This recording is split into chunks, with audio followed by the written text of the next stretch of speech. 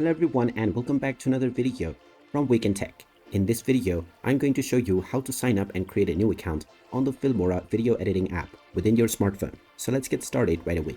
First of all, open up the Filmora application on your device. And when you open it up, tap on the account icon at the top right corner and you will now see the login button. Go ahead and tap on it and you can now either log in or sign up with Google or your email address.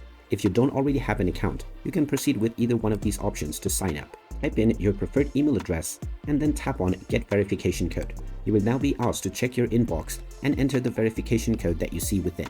So just check your inbox and you will find this code. After typing in this code within this box, tap on the login button and now you have successfully been signed up to your new account on the Filmora video editing app right away.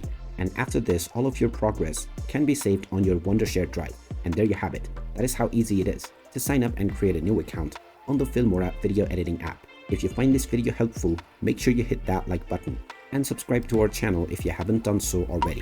Also ring that notification bell to never miss another update from us. Thank you for watching and I will see you again in the next video.